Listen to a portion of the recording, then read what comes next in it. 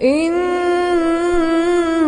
الذين قالوا ربنا الله ثم استقاموا تتنزل عليهم الملائكة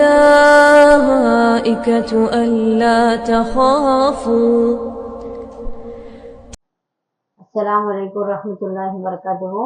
إن الحمد لله نحمده ونستعينه ونستغفره نعوذ بالله من شرور أنفسنا ومن سيئات أعمالنا من يهدي الله فلا مضل له ومن يضلل فلا هادي له أشهد أن لا إله إلا الله وحده لا شريك له وأشهد أن محمدا عبده ورسوله أما بعد. يا أيها الناس اتقوا ربكم الذي خلقكم من نفس واحدة وخلق منها زوجها وبث منهما رجالا كثيرا نساء واتقوا الله الذي تساءلون به والأرحام إن الله كان عليكم رقيبا. يا أيها الذين آمنوا اتقوا الله حق تقاته ولا تموتن إلا وأنتم مسلمون. رب اشرح لي صدري ويسر لي أمري واحلل عقدة من لساني يفقهوا قولي رب زدني علما. اللهم صل على محمد وعلى آل محمد كما صليت على إبراهيم وعلى آل إبراهيم إنك حميد مجيد. اللهم بارك على محمد وعلى آل محمد كما باركت على إبراهيم وعلى آل إبراهيم إنك حميد مجيد. எல்லாம் வல்ல அல்லாஹ்வின் நல்லடியார்களே, நபிகள் நாயகம் ஸல்லல்லாஹு அலைஹி வஸல்லம் மீதும் அன்னாரின் குடும்பத்தார் மீதும் உத்தம ஷஹாபாக்கள் மீதும் ஷஹாபிய பெண்மணிகள் மீதும் தாபீன்கள் மீதும் தபா தாபீன்கள் மீதும் உங்கள் மீதும் என் மீதும் அல்லாஹ்வின் சாந்தியும் சலாமும் என்றென்றும் நிலவட்டுமாக என்று கூறி என்னுடைய ஆரம்பம் செய்கிறேன். அதாவது அல்லாஹு தாலா இந்த உலகத்துல ஆண்களையும் பெண்களையும் படைத்துள்ளான். ஆண்களுக்கு இப்படிதான் நடக்கணும், கட்டுப்பட்டு நடக்கணும்னு சட்டங்கள் இருக்கு. அதே மாதிரிதான் இஸ்லாம் மார்க்கம் பெண்களும் இப்படிதான் நடக்கும் அப்படின்னு சொல்லி சட்டத்தை இஸ்லாம் மார்க்கம் 2 பேருக்குமே சரிசமமா சொல்லியிருக்கு. அப்படிப்பட்ட அந்த சட்டங்களை இன்ஷால்லா இன்னைக்கு நம்ம என்ன பார்க்கிறோம் அப்படின்னா, மனைவிகளோட கடமைகள் அப்படின்னு சொல்லி நம்ம பார்க்கிறோம். அதாவது என்ன சொல்றாங்க அப்படின்னா, ஒரு ஆண்கள் இருக்காங்கன்னா கணவன் அப்படின்னு சொல்லிட்டாலே அவங்க என்ன பண்றாங்க அப்படின்னா, தன்னுடைய மனைவி மக்களையும் அவங்களுடைய தாய் தாப்பனையும் பார்க்கக்கூடிய பொருளாதாரத்தை என்ன பண்றாங்க திரட்டி அவங்க குடும்பத்தை பார்க்கக்கூடியவங்களா இருக்காங்க. அதே மாதிரி பெண்களை விட அதிக வலிமை உள்ளவங்களாக இருக்காங்க. இந்த 2 காரணத்தினாலையுமே நம்ம என்ன பண்றோம் அப்படின்னு கேட்டா, அந்த ஆண்கள் அதாவது கணவனுக்கு மனைவி கட்டுப்பட்டு வாழக்கூடியவங்களாக இருக்கணும் அப்படின்னு. அதே மாதிரிதான் அல்லாஹ் தன் திருமறையில சொல்றான், சிலரை விட நான் என்ன பண்ணிருக்கேன், சிறப்பிச்சிருக்கேன் அப்படின்னு சொல்றான். ஏன்னு கேட்டீங்கன்னா இந்த 2 விஷயம்தான். அதாவது ஆண்களுக்கு நம்மளை விட பலமும் இருக்குது, அவங்க என்ன பண்றாங்க பொருளாதாரத்தை திரட்டி நம்மளைய பாதுகாக்கக்கூடியவங்களாக இருக்காங்க இல்லையா தன்னுடைய குடும்பத்தை. அதனால அந்த ஆண்களுக்கு என்ன பண்றோம், நம்ம கட்டுப்பட்டு நடந்து கணவனுக்கு கட்டுப்பட்டு நடக்கக்கூடிய மனைவிகள் இருக்கணும் அப்படின்னு சொல்றாங்க. அதே மாதிரி அல்லாஹின் தூதர் ஸல்லல்லாஹு அலைஹி வஸல்லம் அவங்க கூறுறாங்க, பொக்கிஷத்திலேயே சிறந்த ஒரு பொக்கிஷத்தை பத்தி நான் உங்களுக்கு அறிவிக்கிட்டோமா அப்படின்னு கேக்குறாங்க. என்னன்னு பார்த்தா அதுதான் ஒரு சாலிகான பெண்மணி, நல்ல மனைவி அப்படின்னு சொல்றாங்க. அவங்க எப்படி இருப்பாங்களாமா, தன்னுடைய கணவன் அவங்கள பார்க்கும்போது கணவனை மகிழ்விக்கக்கூடியவளாக இருப்பாளாமா அந்த மனைவி. அதே மாதிரி தன்னுடைய கணவன் அவங்களுக்கு கட்டளையிட்டா அதன்படி கட்டுப்பட்டு நடக்கக்கூடியவளாக இருப்பாங்க அப்படின்னு சொல்றாங்க. இன்னும் என்னன்னு பாத்தீங்கன்னா, தன்னுடைய கணவன் இல்லாத நேரத்துல தன்னுடைய கற்பை பாதுகாத்துக் கொள்வார் அப்படின்னு சொல்லி யார் சொல்றாங்க, அல்லாஹ்வுடைய தூதர் ஸல்லல்லாஹு அலைஹி வஸல்லம் அவங்க சொல்லக்கூடியவங்களாக இருக்காங்க. அந்த மாதிரி இப்ப என்ன சொல்றாங்கன்னா பொக்கிஷம் அப்படின்னு சொல்றாங்க. இப்ப சாதாரண ஒரு வீட்டுல ஒரு கணவன் ஒரு மனைவியை பார்த்து, எனக்கு இந்த உலகத்துல என்ன ரசூலுல்லாஹ் என்ன சொல்றாங்க, இந்த உலகத்துல பொருளாதாரமோ உன்னோட சொத்தோ நீ படிச்ச பட்டமோ இது எல்லாத்துக்கும் மேல என்னன்னு கேட்டீங்கன்னா, ஒரு ஆணுக்கு அதாவது ஒரு கணவனுக்கு சிறந்த பொக்கிஷம் அப்படின்னா சாலிகான மனைவிதான் அப்படின்னு சொல்லி அல்லாஹ்வுடைய தூதர் சொல்றாங்க. அப்ப நம்ம இப்ப இருக்கிற காலத்துல யாராவது ஒரு கணவன் சொல்லுவாங்களா, எனக்கு இந்த உலகத்திலேயே மிகப்பெரிய ஒரு சொத்து எதுன்னா என்னுடைய மனைவிதான் அப்படின்னு சொல்ற அளவுக்கு நம்ம இருக்கிறோமான்னு பார்த்தா சிந்திக்கணும் இல்லையா. அந்த அளவுக்கு நம்ம இருக்கோம். அப்போ நம்மளுக்கு முன்னுதாரணமான சஹாபிய பெண்மணிகளை பார்த்தோம்னா அவங்க நடந்துக்கிட்ட விஷயத்த நம்ம தெரிஞ்சுக்கிட்டோம்னா பொக்கிஷம் அப்படின்னா என்னங்கிறத நம்ம உணரக்கூடியவங்களா இருக்கும். அதே மாதிரி பாத்தீங்கன்னா, ஒரு மனிதர் என்ன பண்றாருன்னா, அவருக்கு ஒரு தோட்டம் இருக்கு. அந்த தோட்டத்துல அவர் தோட்டத்து பக்கத்துலயே ஒரு மரம் இருக்காமா. அந்த மரத்தை என்ன பண்றாரு, அவரோட தோட்டம் ஃபுல்லா அங்க இருக்கும். அந்த மரம் மட்டும் அவருக்கு இடைஞ்சலா இருக்கிறதுனால, அல்லாஹ்வின் தூதரே யா ரசூலல்லாஹ், அந்த மரத்தை மட்டும் எனக்கு கொடுத்துட்டாங்கன்னா நான் வந்து என்னோட தோட்டத்தை நல்லா எனக்கு பாக்குறதுக்கு சௌரியமா இருக்கும் அப்படின்னு கேட்கும்போது ரசூல்லா என்ன சொல்றாங்க, அவரை கூப்பிட்டு சொல்றாங்க, இந்த மரத்தை அவருக்கு விட்டு கொடுங்க, உங்களுக்கு இதை விட சிறந்த அல்லாஹ் சொர்க்கத்துல தருவான் அப்படின்னு சொல்லும்போது அந்த மனிதர் என்ன பண்றாரு, வீம்புக்காகவே தரமாட்டேன் அப்படின்னு சொல்லிடுறாரு. இதை வந்து அபூதர்ஹா அவங்க வந்து கேட்டுட்டே இருக்காங்க. அபூதர்ஹா ரலியல்லாஹு அன்ஹு இதை பார்த்துட்டு என்ன பண்றாங்கன்னா, அவருக்கு ஒரு பெரிய தோட்டம் இருக்கு. ரசூல் அல்லாஹ்வுடைய தூதரே சொல்றாங்கல்ல, இந்த ஒரு மரத்துக்காக அல்லாஹ் உனக்கு இதை விட சிறந்ததை மறுமையில தரலாம் சொர்க்கத்துலன்னு சொல்லும்போது அவர் என்ன பண்ணிட்டா, அவர்கிட்ட வந்து ஒரு பெரிய ஒரு தோட்டம் இருந்துச்சாமா. அந்த தோட்டத்தை வந்து அந்த மரத்துடைய அவங்கள்ட்ட போய் சொல்றாராமா, நீங்க இந்த மரத்தை கொடுத்துருங்க, என்கிட்ட ஒரு பெரிய தோட்டம் இருக்குது, அதை நான் உங்களுக்கு எழுதி தந்துடுறேன் அப்படின்னு அவரும் என்ன பண்றாரு, பேராசைப்பட்டு இந்த மரத்தை கொடுத்து அந்த பெரிய தோட்டத்தை எழுதி வாங்கிக்கிறாங்க. அப்ப இவரும் இந்த மரத்தை வாங்கி அதையும் என்ன பண்றாங்க, ரசூலாட்ட கொண்டு போய் கொடுக்குறாங்க. இதையும் நீங்க வச்சுக்கோங்க அப்படின்னு சொல்லி கொடுக்கும்போது அல்லாஹ்வோட தூதர் என்ன சொல்றாங்க, இதுக்காக உங்களுக்கு மறுமையில வெற்றி தான் நீங்க பெறுவீங்க அப்படிங்கும்போது அவரு எவ்வளவு ஒரு நல்ல மனசு இல்லையா. அதாவது வந்து அல்லாஹ்வுடைய தூதர் சொன்னதுக்காக அவருடைய ஒரு தோட்டம், அந்த தோட்டம்னா அவருக்கு அது ஒரு நிம்மதியும் அழகான ஒரு தோட்டமாமா. அப்படிப்பட்ட தோட்டத்தையே கொடுத்துட்டு சொர்க்கத்துக்காக தானே அல்லாஹ்வுடைய தூதர் சொன்னதுக்கு கட்டுப்பட்டு என்ன பண்றாங்க, கொடுக்குறாங்க. அதே மாதிரி அந்த தோட்டத்துக்குள்ளதான் அவங்க மனைவி இருப்பாங்களாமா. போய் சொல்லுவாங்களாமா, நம்ம வெளியே போயிடலாம் அப்படின்னு சொன்னதுமா அவங்க ஏன் எதுக்குன்னு கேட்கல. நம்மளால இப்ப எங்க போறோம், எதனால கூப்பிடுறீங்க, இப்படி எல்லாம் நம்ம கேள்வி கேட்டுதான் இது பண்ணுவோம். அவங்க அப்படியே வெளியே வந்துடுறாங்களாம். வந்து வரும்போது சொல்றாராமா, இந்த மாதிரி நடந்துச்சு, இந்த மாதிரி தோட்டத்தை அவங்க அந்த மரத்தை கொடுத்தா அவங்களுக்கு சௌரியம்னு சொன்னப்ப கொடுக்கல, அதனால நான் கொடுத்து நம்ம தோட்டத்தை கொடுத்து அந்த மரத்தையும் கொடுத்துட்டேன், நான் சொர்க்கத்துல நம்மளுக்காக ஒரு நல்ல இடத்த பெற்றுட்டேன், நல்ல இடத்துல அப்படிங்கும்போது அந்த மனைவி சொல்றாங்களாமா, வியாபாரம் பண்ணதுல இன்னைக்குதான் மிக சிறந்த ஒரு வியாபாரத்தை பண்ணியிருக்கிறீங்க அப்படின்னு சொல்றாங்களாமா. அப்ப அல்லாஹ்வுடைய தூதர் என்ன சொன்னாங்க, பொக்கிஷத்திலேயே சிறந்த பொக்கிஷம் அறிவிக்கிட்டோமான்னு கேக்குறாங்க இல்லையா, என்னன்னு. அப்போ நம்ம நினைச்சிட்டோம் பொக்கிஷமா ஒரு மனைவி எல்லாம் அப்படின்னு யோசிக்கக்கூடியதா இருக்கும். ஆனா இவங்க என்ன விஷயம் பண்ணியிருக்காங்க கணவர், இதே நம்ம வந்து அவர்கிட்ட மனைவிட்ட கேட்காமயே அவருடைய தோட்டத்தை அவர் எழுதி கொடுத்துட்டாரு. இதே நம்ம என்ன பண்ணுவோம், நம்மளுடைய கணவருடைய கூட பிறந்த சகோதரிகளோ இல்ல ஒரு அம்மா அவங்க நம்மளுடைய மாமியாராவோ இருந்தாலே அவங்கள போய் சொல்லாம பாத்துட்டு வந்துட்டீங்களா, அவங்களுக்கு சொல்லாம இதை கொடுத்தீங்களான்னு கேட்கக்கூடிய சாதாரண பெண்களா நம்ம இருக்கோம். ஆனா அவங்க சொர்க்கவாசின்னு டிக்ளேர் பண்ணியிருக்காங்கன்னா அவங்களுடைய குணம் எப்படி இருக்குது, இதுதான் நல்ல ஒரு வியாபாரத்துக்கு அடையாளம், இன்னைக்கு தான் நல்ல வியாபாரம் பண்ணியிருக்கீங்க அப்படின்னு சொன்னாங்கன்னா அவங்களுடைய ஈமான், அதாவது வந்து இங்கதான் அவங்களுடைய என்ன சொல்றது, அவங்களுடைய கட்டுப்படுதல் எப்படி இருக்குன்னா அல்லாஹ்வுக்கும் ரசூலுக்கும் கட்டுப்பட்டு தன் கணவன் சொல்லுக்கும் கட்டுப்படுறாங்க இல்லையா. அவங்க சொன்னதை ஏற்று அந்த சொர்க்கத்தை அவங்க நேசிக்கக்கூடியவங்களா இருக்காங்க. அல்லாஹ்வை நேசிச்சனாலதான் அந்த இஸ்லாத்துக்குள்ள இந்த மார்க்கத்தை படி அவங்க நடந்தனாலதான் அந்த உள்ளத்துல இருக்கிறதுனாலதான் தன்னுடைய சொத்தை யாராவது தருவாங்களா. இப்ப நம்ம சொல்லுவோம், ஒரு யாராவது வந்தாங்கன்னா ஒரு கம்மல் கழட்டி போட்டாங்க இல்ல கொஞ்சம் பணத்தை கொடுத்தாங்கன்னு சொல்லுவோம். யாராவது தோட்டத்தை எழுதி கொடுத்தாங்கன்னு நம்ம இப்ப கேள்விப்பட்டோம்னா இல்ல அந்த அளவுக்கு. அப்ப அவங்க என்ன பண்றாங்கன்னா அந்த அளவுக்கு அந்த சஹாபிய பெண்மணிகள் எப்படி இருக்காங்கன்னா தன்னுடைய கணவனுக்கு கட்டுப்படுறாங்க, அல்லாஹ்வுக்கும் கட்டுப்பட்டு அதை கொடுக்கக்கூடியவங்களா இருக்காங்க இல்லையா.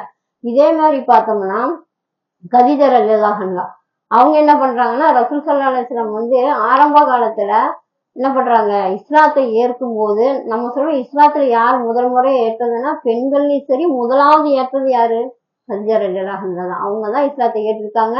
அவங்களுடைய சொத்துக்களை பூரா எதுக்காக செலவழிச்சாங்க, இஸ்லாத்துக்காகவே அல்லாஹ்வுடைய பாதையில செலவிடக்கூடியவங்களாக இருந்தாங்க இல்லையா.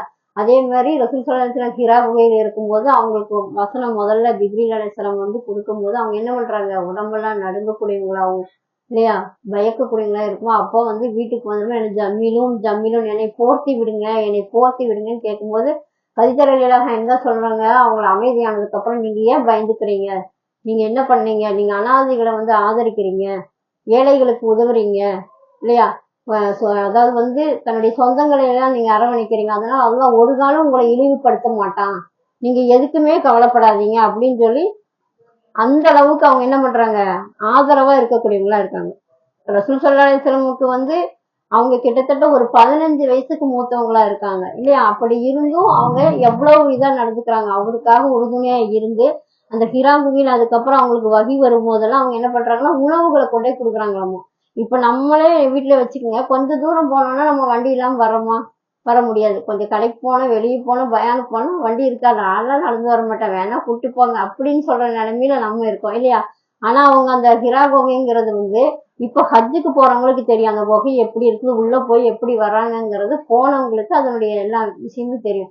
அப்ப அவங்க அந்த வயசுல எவ்வளவு மூத்தவங்க, ரசூல் ஸல்லல்லாஹு அலைஹி வஸல்லம் 40வது வயசுல நபியாகப்படுறாங்க. அப்ப அவங்களுக்கு கிட்டத்தட்ட எவ்வளவு 60 வயது. அந்த 60 வயது பெண்மணி என்ன பண்றாங்கன்னா தன்னுடைய உணவை தயாரிச்சு கணவனுக்காக கொண்டு போய் கொடுத்து கொண்டு வரவங்களா இருக்காங்க. அவருக்கு உறுதுணையா பக்க பலமா இருக்காங்க இல்லையா?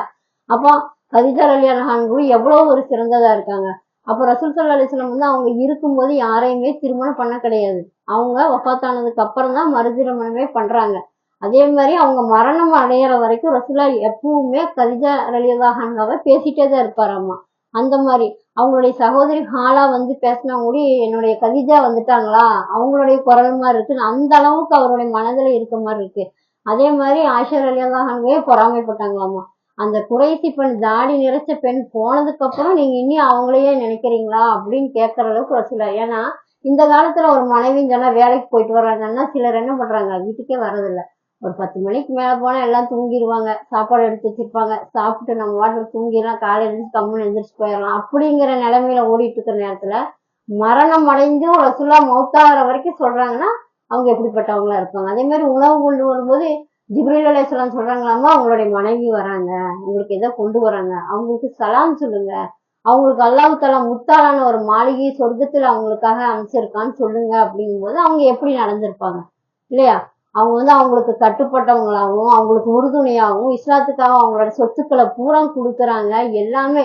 அப்ப அந்த அளவுக்கு இருக்கிறனாலதான் ரசூலா என்ன பண்றாங்க, மரணம் அடையிற வரைக்கும் அந்த மனைவி பத்தி நினைக்கிறாங்கன்னு சொன்னா நாமளும் இன்ஷா அல்லாஹ் அதுல ஒரு பாயிண்டாவதும் கதீஜா ரலியல்லாஹு அன்ஹா மாதிரி ஒரு பாயிண்டாவது இருக்கணுங்கிறத நம்மளும் என்ன பண்ணணும், செய்யக்கூடியவங்களா இருக்கணும் இன்ஷா அல்லாஹ். அதே மாதிரி பாத்தீங்கன்னா ரசூலா என்ன பண்றாங்கன்னா உம்ராக்கு போறாங்க. உம்ராக்கு போகும்போது அங்க அக்கபா உடன்படிக்கை நடக்குது. அந்த உடன்படிக்கையில என்ன சொல்லிடுறாங்கன்னா, நீங்க இந்த வருடம் நீங்க உம்ரா பண்ண முடியாது, நீங்க திரும்பி போயிருங்க, அடுத்த வருடம் வாங்க அப்படின்னு சொல்லும்போது சஹாபாக்களுக்கெல்லாம் சங்கடமாயிருது, ஒரு மாதிரி ஆயிடுது. அப்புறம் ரசூலா என்ன சொல்றாங்க, சரி எல்லாருமே முடிய மலிச்சுக்கலாம், எல்லாம் பலியீடு கொடுக்கலாம், குர்பான் கொடுக்கலாம் அப்படின்னு சொல்லும்போது யாரும் எதுவும் பேச மாட்டேங்கிறாங்க. உட்கார்ந்த இடத்த விட்டு எணிக்க மாட்டேங்கிறாங்க. அப்போ ரசூல்லா மேல மதிப்பில்லாமையோ இல்ல, அவங்களுக்கு சங்கடமும் வருத்தம் என்னன்னா இப்படி நம்ம வந்துட்டு இந்த வருடம் இப்படி ஆயிடுச்சேன்னு சொல்லி அந்த சங்கடத்தினால எந்திரிக்கவே இல்லை. அப்ப ரசூலா சொன்னாலும் கேட்கல. அந்த நேரத்துல ரசூலாவுடைய மனைவி உம்மு சலமா என்ன பண்றாங்க அப்படின்னா ரசூல்லாட்ட சொல்றாங்க, உங்களுடைய தலையை நீங்க மலிச்சுக்குங்க, நீங்க பலியீடு கொடுத்துருங்க, யார்கிட்டயும் பேசாதீங்க, பேசாம போய் நீங்க செஞ்சிருங்க, இதே மாதிரி அவங்களும் செஞ்சிருவாங்க அப்படின்னு சொன்னேன்னு ரசூலா யார்கிட்டையும் எதுவுமே பேசல. அவரு போய் தலைமுடியை மலிச்சுட்டு அவருடைய என்ன பண்ணாரு, குர்பானை கொடுத்துட்டு வராங்க. உடனே சஹாபாக்களும் அதை செஞ்சுட்டாங்க. அப்ப இது ஒரு அறிவுபூர்வமான விஷயம். அந்த காலத்துல ரசூலோட காலத்துல இப்பெல்லாம் நம்ம டெக்னாலஜி வளர்ந்தாச்சு, படிக்கிறோம், அது இதுன்னு எல்லாமே போயிட்டு இருக்குது. ஆனா அந்த காலத்துல அவங்க எப்படி, அந்த பெண்மணி வீட்டை விட்டு வெளியே வர மாட்டாங்க. இருந்தாலும் அவங்களோட யோசனை வந்து அவங்களோட ஆலோசனை எவ்வளவு ஒரு இதா இருக்கு. அந்த இடத்துல ஒரு போர் வர்ற அளவுக்கு எல்லாருமே ஒரு மனசு அவ்வளவு இதா இருந்துச்சாமா. இப்படி பண்ணிட்டாங்களேன்னு சொல்ற நேரத்துல அவங்க இப்படி ஒரு ஆலோசனை சொல்லும் போது ரசூலா என்ன பண்றாங்க, அது மாதிரி செஞ்சோடனே அது அப்ப வந்து ஒரு மனைவியாகப்பட்டவ எப்படின்னா, ஒரு கல்யாணம்னு ஆயிருச்சுன்னா அவளுக்கு என்ன பொறுப்புனா தன்னுடைய கணவனுக்கும் தன்னுடைய கணவனுடைய குடும்பத்தாருக்கும் பொறுப்பு இல்லையா? அப்படிதான் ஒரு மனைவி வர்றாங்க. ஆனா இப்ப இந்த காலத்துல எல்லாம் எப்படின்னு கேட்டா அதெல்லாம் இல்ல, கணவன் மட்டும்தான், அதெல்லாம் பொறுப்பாளியே கிடையாது அப்படிங்கிற மாதிரி காலங்கள் மாறிட்டு போகுது இல்லையா? அப்போ கணவனுக்கு வந்து ஒரு இக்கட்டான சூழ்நிலையில ஆலோசனை சொல்றதுக்கும் வேணும். இப்போ ஒரு ஆபீஸே போயிட்டு வராங்க, இல்ல ஏதாவது வேலைக்கோ டீச்சர் வேலையோ வேற எந்த வேலையாவது ஒரு கணவன் போயிட்டு வர்றாங்கன்னா வீட்டுக்குள்ள வரும்போது எப்படி இருக்கணும், ரசூலா என்ன சொல்றாங்க, அந்த மனைவி வந்து ஒரு கணவனை பார்த்தாலும் மகிழ்விக்கக்கூடியவளா இருப்பா அப்படின்னு சொல்றாங்க. இவங்க உள்ள வரும்போதே கடுகன்றது அவங்க என்ன பண்ணுவாங்க, ஏன் இப்ப ஒரு மாதிரி சலான்னு சொல்லி எல்லாம் வரவேற்கக்கூடியவங்களா இருக்கணும் இல்லையா? அப்ப அந்த மாதிரி இருக்கணும். இவங்க என்ன பண்ணுவாங்க, ஒரு மாதிரி எல்லாம் பண்ணும்போது அவங்கனால டென்ஷன் ஆயிட்டு அவங்க வீட்டுக்குள்ள பிரச்சனை தான் வரும். ஆனா அவங்களுக்கு நீங்க ஏன் இப்படி வந்தீங்க, என்ன காரணம், ஏதாவது டென்ஷனா, உடம்பு சரியில்லையா, பாத்துக்கலாம் அப்படின்னு அரவணைச்சு கொடுத்தாங்கன்னா அந்த ஃபேமிலி நல்லா போகும் இல்லையா? இப்போ இந்த மாதிரி ஒரு சூழ்நிலையில உம்மு சலமா அவங்க அழகான ஒரு ஆலோசனை சொன்னனால ரசூலுல்லாஹ்க்கு அந்த இடத்துல ஒரு நிம்மதி பெற்றுச்சு இல்லையா? இது மாதிரி நம்மளுடைய கடமைகளை கணவனுக்கு ஆலோசனை சொல்லக்கூடிய என்னது அந்த தகுதியும் நமக்கு வேணும் இல்லையா? மனைவிகளோட கடமைகள் இது ஒரு விஷயம்தான். அதே மாதிரி பாத்தீங்கன்னா ரசூலா என்ன சொல்றாங்க அப்படின்னா, கட்டுப்படுறதுலயே உச்சகட்டமான கட்டுப்படுதல் என்னன்னு கேட்டா, அதாவது என்ன சொல்றாங்கன்னா, ஒரு பெண் வந்து சஜதா பண்றதுக்கு ஒரு கணவனுக்கு சஜதா பண்ணுன்னு எனக்கு அனுமதி இருந்தா நான் சொல்லி இருப்பேன் அப்படிங்கிறாங்க. அதாவது அல்லாஹ்க்கு தான் நம்ம சஜதா பண்றோம், சுஜூது செய்யறோம். அதுக்கு அடுத்ததா யாருக்குன்னா தன்னுடைய கணவனுக்கு செய்ய சொல்லி இருப்பேன். அந்த அளவுக்கு கணவனுக்கு என்ன சொல்றாங்க, மதிப்பு கொடுக்க சொல்றாங்க ரசூலா, இல்லையா? அப்போ நம்ம என்ன நினைப்போம், அது எப்படிடா இப்படி ஒரு கட்டுப்பாடு, இல்லையா? உச்சகட்டமானது சஜதா செய்யற அளவுக்கு ஒரு கணவனை சொல்றாங்கன்னா அவங்க எப்படிப்பட்டவங்க, நம்ம மனசுல அது ஒரு மதிப்பு கொடுக்கக்கூடியவங்களா இருக்கணும். அதுக்கு உதாரணமா பாத்தீங்கன்னா ஹாஜரா அலைஹிஸ்ஸலாம். ஹாஜரா அலைஹிஸ்ஸலாம் பாத்தீங்கன்னா அவங்களோட தியாகமே நம்மளுக்கு இந்த உலகம் முழுவதும் கியாம நாள் வரைக்கும் தெரியக்கூடிய ஒரு தியாகம் பண்ணியிருக்காங்க, இல்லையா? அவங்களுக்கு எப்படின்னா, இப்ராஹிம் அலைஹிஸ்ஸலாமுக்கு குழந்தையே இல்லாம அவங்க வயதான பின்னதான் அவங்களுக்கு ஒரு குழந்தை பிறக்குது. இஸ்மாயில் அலைஹிஸ்ஸலாம் பிறந்து அவங்கள அல்லாஹ் என்ன சொல்றான், வஹி மூலியமா என்ன சொல்றான், அதாவது இப்ராஹிம் அலைஹிஸ்ஸலாம் ரொம்ப அல்லாஹ்க்கு பிடிச்சது, எல்லாரையும் பிடிக்கும், இருந்தாலும் என்னுடைய நண்பன் ஹலீலுல்லான்னு சொல்லக்கூடிய அளவுக்கு இப்ராஹிம் நபி இருக்காங்கன்னா அவங்கள சோதிப்பானல்ல, இவங்களோட உறுதி எப்படி இருக்குது, இவங்களோட ஈமான் எப்படி இருக்குது. அவங்களுக்கு வகி மூலம் என்ன சொல்றாங்க, இவ்வளவு வருஷம் கழிஞ்சு அந்த குழந்தை கிடைச்சத அதையும் என்ன சொல்றாங்க, பலி கொடுக்கணும்னு சொல்றாங்க. அதுக்கும் தயாராகிறாங்க. அதுக்கு முன்னாடி என்னாச்சு, அவங்கள கொண்டு பாலைவனத்துல விட சொல்றாங்க. அதுக்கு விட்டப்போ ஹாஜரா அலைஹிஸ்ஸலாம் கேக்குறாங்க, ஏன் எங்களை இங்க விட்டு போறீங்க? ஒரு தடவை கேக்குறாங்க, 2 தடவை கேக்குறாங்க, அவங்க பதில் சொல்லல. திரும்பி பார்த்தா அழுகு வந்துருமில்ல இப்ராஹிம் நபிக்கு. அதனால அவங்க கட்டுப்பாடோட போகும்போது 3வது திரும்பி பார்க்கும்போது அவங்களே கேக்குறாங்க, இது அல்லாஹ்வுடைய கட்டளையா அப்படின்னு. ஆமான்னு சொன்னதும், அப்படின்னா நாங்க ஏத்துக்கிறோம், நாங்க இங்கேயே இருக்கணும். அந்த பச்சை குழந்தையோட அங்கேயே இருந்தாங்களாமா. யாரு? ஹாஜரா அலைஹிஸ்ஸலாம் தான் அங்க இருக்காங்க. அப்போ இதுதான் கட்டுப்படுறதுங்கிறது, இல்லையா? நம்ம என்ன நினைப்போம், கட்டுப்படுறதுன்னா என்னன்னா, இப்ப இந்த மக்கள் எதுவுமே ஏதாவது ஒரு இடத்துக்கு ஒரு ஊருக்கே போயிட்டோம், சொந்த பந்த வீட்டுக்கே போயிட்டோம்.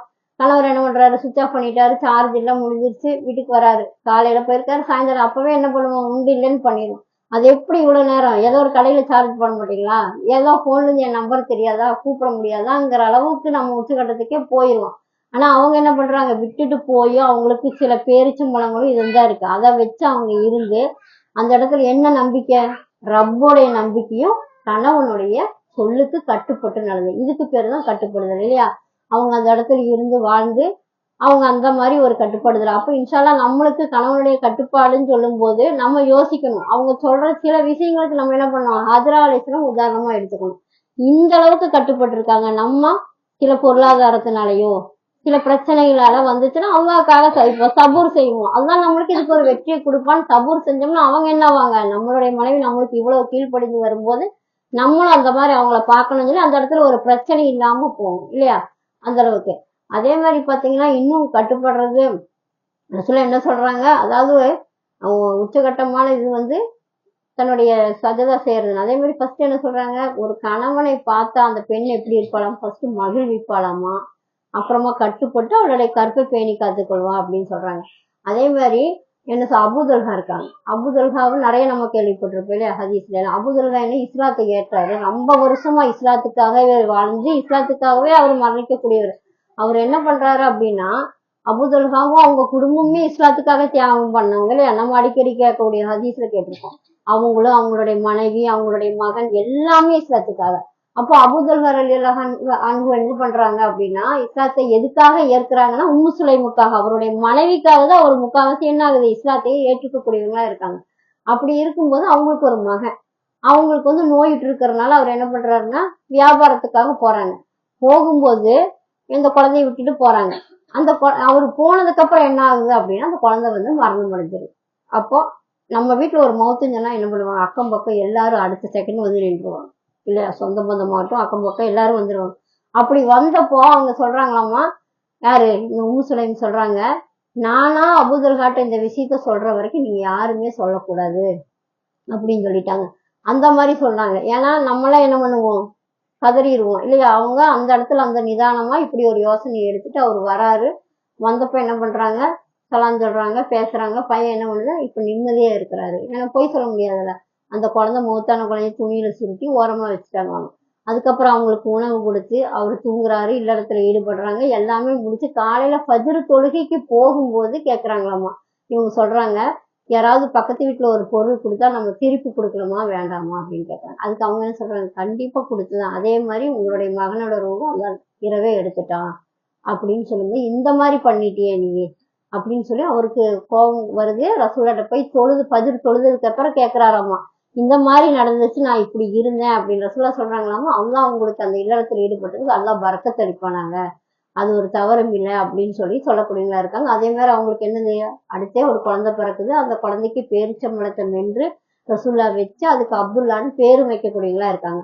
அவங்களுக்கு பின்னாடி என்ன சொல்றாங்கன்னா, வாரிசுகள் 9 வாரிசுகள் இருந்துச்சாமா அவங்களுக்கு. அல்லாஹ் அவ்வளவு ரசூலா துவா செஞ்சாங்கல்ல, பரக்கத்து உண்டாகட்டும், ரொம்ப அவ்வளவு கொடுத்துருக்கான்.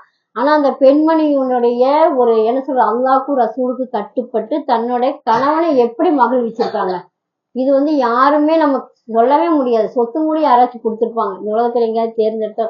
தன்னுடைய மகன் மவுத்தாயும் அதை மறைச்சு தன்னுடைய கணவனுக்கு அவங்க இன்பத்தையும் கொடுத்து, அவங்க சொல்லாம மறைச்சு அவங்களுக்கு உணவு கொடுத்து அவங்கள அமைதிப்படுத்தி காலையில சொல்றாங்கன்னா அவங்க எப்படிப்பட்ட ஒரு பெண்மணியா இருப்பாங்க இல்லையா. அப்போ அவங்களுடைய மனசுல என்னன்னா, கணவனை மகிழ்விக்கக்கூடிய. இப்ப இருக்கிறவங்க என்ன பண்ணுவாங்கன்னா, மகிழ்விக்கிறதெல்லாம் இல்லை, சங்கடத்தை கொண்டு வரக்கூடியவங்களா தான் இருப்பாங்க. அப்போ அல்லாஹ் சொன்னதுக்கும் ரசூல் சொன்னதுக்கும் கட்டுப்பட்டு அவங்க இந்த மாதிரி. இப்ப நம்ம வீட்டுல எல்லாம் கல்யாணம் பண்ணி வைக்கிறோம்.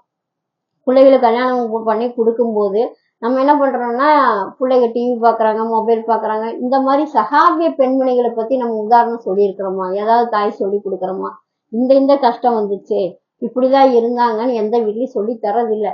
என்ன தெரியுமா, ஒரு வீட்டுக்கு கல்யாணம் பண்ணி கொடுத்தோம்னா அந்த குழந்தை அந்த வீட்டுக்கு போகும்போது நம்ம வீட்டுல எப்படி வளர்ந்துருக்கோம், ஒரு டைம்ல எந்திரிக்கும். அடுத்த வீட்டுக்கு போகும்போது டைம் மாறும் இல்லையா. நம்ம வீட்டுல ஃபுட் எல்லாம் எப்படி எடுத்துக்குவோம், ஒரு விதமா இருக்கும். அவங்க வீட்டுல போகும்போது அந்த உணவு மாறக்கூடியதா இருக்கும். நம்ம லாங்குவேஜ் வேறையா இருக்கும், வேற வீட்டுக்கு போகும்போது அது வேற மாதிரி இருக்கும். அப்போ தந்தை சொல் மிக்க மந்திரம் இல்லைன்னு சொல்றாங்க. ஆனா தந்தை தன்னுடைய மகளுக்கு மொபைல் கொடுத்தா சத்தமெல்லாம் இருந்தா போதுன்னு விட்டுறாங்க இல்லையா. அப்ப அந்த குழந்தைக்கு நீ நம்ம வீட்டுல இப்படி இருக்க, ஒரு திருமணம் ஆகுது, அதாவது கணவனுக்கு கட்டுப்பட்டு நடக்கக்கூடிய மனைவின்னு சொன்னா எப்படி இருக்கணுங்கிற ஆலோசனை சொல்லி கொடுக்கணும். தகப்பனாலும் தாயானாலும் சொல்லி தரணும். அப்ப இந்த மாதிரி இருக்கும்போது அடுத்த வீட்டுக்கு போகும்போது, நம்ம வீட்டுல தாய் தகப்பன் திட்டுனா வீட்டை விட்டு வெளியே போயிடுவேன்னு சொல்லுவாங்களா, வேற வீடு பார்த்துருவேன்னு சொல்லுவாங்களா? சொல்ல மாட்டாங்க. அதே மாமியார் வீடுன்னு வரும்போது நான் நாளைக்கே வெளியே போயிடுறேன் அப்படி, ஏன்னா சொல்லி வளர்த்தல. இங்க அத்தா அம்மா, அங்க மாமா மாமி, அவ்வளவுதான் மாறுதே தவிர இதே தாய் தப்பன் தான். அது கணவனுடைய தாய் தப்பன் சொல்லி வளர்த்தனோம்னா, அந்த மனைவியுடைய கடமைகளை பத்தி நம்ம சொல்லி கொடுக்கக்கூடியவங்களா இருந்தோம்னா அந்த குழந்தைங்க என்ன பண்ணும், அழகான முறையில அங்க போய் வாழ வேண்டியதா இருக்கும். மேக்சிமம் என்ன சொல்லுவாங்க அப்படின்னு கேட்டா, இந்த பெண்ணோட அம்மானாலதான் பிரச்சனையே வருதுன்னு சொல்றதுதான் இப்ப இருக்கிற எல்லாம் ரீசெண்டான விஷயம் அதுதான். ஆனா அது அப்படி இல்லை. இந்த கணவன் சொல்றவங்க என்னன்னா, ஒரு பெண்ணை திருமணம் பண்ணி கொண்டு வந்தா அந்த பெண், நம்ம சொல்லுவோம் தலகாணி மந்திரம் ஓதியாச்சு, இப்படி எல்லாம் இந்த மாதிரி லாங்குவேஜ் எல்லாம் பேசுவோம் இல்லையா, அப்படிதானே சொல்லுவோம். ஆனா அது அப்படி கிடையாது. அவங்க என்ன சொல்றாங்கன்னா, வந்தோடனே சலாம் சொல்லி நல்ல விதமா பேசக்கூடியது கடமை தான். ஆனா அந்த பெண் எப்படி வர்றா, தன்னுடைய தாய் தகப்பன் கூட பிறந்தவங்க சொந்த பந்தம் எல்லாம் விட்டு ஒரே ஒரு ஜீவனுக்காக தான் அந்த வீட்டுக்குள்ள வர்றாங்க. அந்த கணவனுங்கிறது என்னதான் மாமியார் இருந்தாலும் யாருக்காக, அந்த ஒரு ஜீவன், அந்த கணவன் நம்மளை ஆதரிப்பான்னு சொல்லி வரும்போது அவங்களுடைய கஷ்டங்களை எல்லாம் சொல்லும் போது பாத்துக்கலாம், சரி பண்ணிக்கலாம்னு ஒரு ஆதரவு கொடுத்தாதான் இந்த பேச்சு என்னாகாது, அடுத்த இடத்துக்கு போகாம இருக்கும் இல்லையா. ஆனா நம்மளே சந்தர்ப்பத்தை கொடுத்துட்டு இதனாலதான் சொல்லக்கூடாது. ஆனா கணவனோட கையில தான் ஒரு அம்மாவையும் ஒரு மனைவியும் பேலன்ஸ் பண்ண கொண்டு போகக்கூடிய முக்கியமான ஒரு இது கணவன் தான். இருந்தாலும் இந்த மனைவியோட கடமை என்ன அப்படின்னு கேட்டீங்கன்னா, நம்ம பிள்ளைங்களுக்கு சொல்லி கொடுத்து வளர்த்த வேண்டியதே. அதாவது வீட்டுல நடக்கிற விஷயம் நம்ம வீட்டோடயே இருக்கணும். திருமணம் ஆயிடுச்சுன்னா இதுதான் நம்ம வீடு. இந்த விஷயத்த அடுத்தது சின்னதே கொண்டு போங்க, ஏதாவது சிரிச்சாங்க திட்டினாங்கன்னு கொண்டு போனா அது பெரிய இஷ்யூ ஆயிடும். அப்ப இந்த குழந்தைகளுக்கு நம்ம என்ன, எது விஷயமானாலும் இங்கேயே முடிச்சோம் அப்படின்னா பெரிய பிரச்சனைகள் வராது இல்லையா. அப்ப நம்ம இந்த மாதிரி ஃபர்ஸ்ட் நம்ம யாரை பார்த்தோம், கதீஜா ரலியல்லாஹு அன்ஹா அவங்களுக்கு முன்னாடி இவங்களை பார்த்தோம், அபூதஹாவுடைய மனைவியை பார்த்தோம். அதுக்கப்புறமா கதீஜா ரலியல்லாஹு அன்ஹாவை பார்த்தோம். அதுக்கப்புறம் உம்மு சலமா பார்த்தோம், உம்மு சுலைமை பார்த்தோம், ஹாஜரா அலைஹிஸ்ஸலாமை பார்த்தோம். இவங்களை எல்லாமே பார்த்தோம். ஆனா நம்ம எப்படின்னா, இந்த சஹாபிய பெண்மணிகள்லாம் உதாரணமா நம்ம எடுக்கிறோம். ஆனா கணவனுக்கு கட்டுப்பட்டு மட்டும்தான் வாழணும்னு இருக்கா? இல்ல. அதாவது மார்க்க விஷயமா அல்லாஹ்வுடைய பாதையில நடந்துதான் நம்ம கணவனுக்கு கட்டுப்படணும். அதுதான் உண்மை. அப்ப அல்லாஹ்வுடைய தூதர் என்ன சொல்றாங்களோ அதன்படி வாழக்கூடியவங்களா இருக்கும். சிலர் என்ன பண்ணுவாங்கன்னா, நம்ம இதுல சிலர் பண்ணுவாங்க, வாங்க எங்க மாமா வீட்டுல ஒரு பாத்தியா ஒரு மௌலதான், அதனால என்ன போயிட்டு வந்துடலாம் அப்படின்பாங்க. சிலரு வா பக்கத்துல ஒரு தர்கா இருக்கு போயிட்டு வந்துடலாம் அப்படின்னு சொல்லக்கூடியவங்களா இருப்பாங்க. அப்ப நம்ம என்ன பண்ணணும்னா அதுல கட்டுப்படக்கூடாது. கணவனுக்கு கட்டுப்படணும்னு அல்லாஹ் தஆலா சொல்லியிருக்காரு, ரசூலா சொல்லியிருக்காங்கன்னா அது மட்டும்தானே தவிர வேற அனாச்சாரங்களை நம்ம கலந்துக்க கூடாது இல்லையா. அப்படி இருக்கும்போது நம்ம யாரை எடுத்துக்கணும்? ஆஷிர் ரலியல்லாஹு அன்ஹா இல்லையா? ஃபிரௌனுடைய மனைவி என்ன பண்றாங்கன்னா, அந்த நாட்டுக்கே மன்னரான ஃபிரௌனுடைய மனைவி மாட மாளிகையில் இருக்காங்க. அவங்களுக்கு என்ன சொல்றது, ஒரு விரல் துண்டனாலே யார் வேணாலும் எந்த வேணாலும் வந்து செஞ்சு கொடுக்கறதுக்கு அப்பவே ஆள் வரும். அந்த அளவுக்கு இல்லையா? நகைகளாலும் சரி, பொருளாலும் சரி, எல்லாத்துலயுமே எப்படி இருப்பாங்க ஆஷிர் ரலியல்லாஹு அன்ஹா? சிறந்த ஒரு இதாதான் இருப்பாங்க. ஏன்னா ஒரு மன்னருடைய மனைவி. அப்படி இருந்தும் அல்லாஹ்வுக்காக என்னுடைய ரப்பு தான் எனக்கு பெருசுன்னு சொல்லி, இது வேண்டாம் யா அல்லாஹ், சொர்க்கத்துல எனக்கு ஒரு வீட்டை எழுப்பு. எவ்வளவு கொடுமைப்படுத்தினாலும் ஃபிரௌன் படுத்தினாலும் என்னுடைய இறைவன் கட்டுப்பட்டு அவனுடைய இடத்துல எனக்கு ஒரு மாளிகை குடியா அல்லான்னு கேட்டாங்க. அது மாதிரி நம்ம கணவனுக்கு கட்டுப்பட்டு எல்லாமே வந்து என்னது, அல்லாஹ்க்கும் ரசூலுக்கும் கட்டுப்பட்டு தான் இருக்கணும் இல்லையா? நம்ம கணவனுக்கு கட்டுப்பட்டு வாழ்ந்தாதான் சொர்க்கம். அதாவது ரசூல் என்ன சொல்றாங்க, ஒரு பெண் சிறந்த பெண் அப்படின்னு சொன்னாலே அவன் என்னன்னா தன்னுடைய கணவன் வரும்போது அலங்கரிச்சுக்கணும், அழகான இதா இருக்கணும். ஏன்னா இப்ப நம்ம எல்லாம் ஒரு ஃபங்க்ஷனுக்கு போனோம்னா எப்படி போவோம்? நல்லா ஒரு ட்ரெஸ் மாத்திக்கும், மூஞ்சியெல்லாம் கழுவியாச்சு, குளிச்சாச்சு, ட்ரெஸ் மாத்தியாச்சு, எல்லாம் வீட்டுல அழுக்கு நைட்டி போட்டு கணவன் முன்னாடி தலையை பறக்க தலையை வச்சு தலையும் செய்ய மாட்டோம். அப்படியே நடந்துட்டு இருப்போம் இல்லையா? இதுதான் நம்மளுடைய வேலை. ஆனா ரசூலா என்ன சொல்றாங்க, உண்மையான சாலிகான பெண் யாருன்னு கேட்டா, சொர்க்கத்துக்குரிய பெண் யாருன்னு கேட்டா, தன் கணவன் முன்னாடி அவனை மகிழ்விக்கணும். அதுல எந்த தப்பும் கிடையாது இல்லையா? ஏதோ பெண்கள்லாம் ஒரு கூட்டத்துல வரும்போது நம்ம இஸ்லாமியர்கள் அதிகமா என்ன பண்ணுவோம்னா, ஒரு ஃபங்க்ஷனுக்கு போனா யாரும் ஜென்ஸ் முன்னாடி போக மாட்டோம், எல்லாம் லேடிஸா தான் இருப்போம். அப்ப அந்த லேடிஸ் பாத்துக்கிறதுக்கு தானே அவ்வளவு அலங்காரம் இல்லையா? மேக்கப் போட்டிருக்கிறது என்ன, ஜடை போட்டிருக்கிறது, பூ வைக்கிறது, ட்ரெஸ் மாத்துறது, எல்லாமே பண்றோம். ஆனா தன்னுடைய கணவன் முன்னாடி எதுவும் கிடையாது. ஆமா இன்னைக்கு நம்ம அப்படி இருந்தா போதும் அப்படின்னு நினைக்கிறோம். ஆனா அந்த கணவனுக்கு அல்லாஹ் வந்து எவ்வளவு தூரத்துக்கு ரசூலா சொல்லித் தர்றாங்க இல்லையா? பணிவா நடக்கணும், அவங்க முன்னாடி அலங்காரமா இருங்க, அவங்க கூட அன்பா பேசுங்க. அந்த கணவனுக்கு நம்ம மதிப்பு கொடுத்து வாழ்ந்தோம்னா இன்ஷா அல்லாஹ் அந்த குடும்பம் எப்படி இருக்கும்? அழகான குடும்பமாகவும் சண்டை சச்சரவு இல்லாம அழகான முறையில வாழக்கூடியதா இருக்கும். இனி நிறைய சஹாபியக்க பெண்மணிகளோட இருக்கு. நம்மளுக்கு நேரம் இல்லாதனால இன்ஷா அல்லாஹ் இப்ப நம்ம பார்த்த சஹாபிய பெண்மணிகள் மாதிரி இல்லையா, எல்லாத்த மாதிரி ஒரு பாயிண்டாவது இருக்கக்கூடிய மக்களாக இன்ஷா அல்லாஹ் நம்ம இருக்கு. எதையெல்லாம் கேட்டோமோ அதன்படி நடக்க அல்லாஹு தாலா நமக்கு அருள் புரிவான என்று துவா செஞ்சவளாக சொர்க்கத்திலே உயர்ந்த சொர்க்கமான ஜன்னத்துல் ஃபிர்தௌஸில் சந்திச்சு நிரந்தரமாக வாழக்கூடிய மக்களாக அல்லாஹ் உங்களையும் என்னையும் ஆக்கி அருள் புரிவானாக. அஸ்ஸலாமு அலைக்கும் வரஹ்மத்துல்லாஹி வபரகாத்துஹு. அஸ்ஸலாமு அலைக்கும் வரஹ்மத்துல்லாஹி வபரகாத்துஹு. இந்த வீடியோக்கு லைக் பண்ணுங்க, ஷேர் பண்ணுங்க, சப்ஸ்கிரைப் பண்ணுங்க, மறக்காம பெல் ஐகானை கிளிக் பண்ணிடுங்க.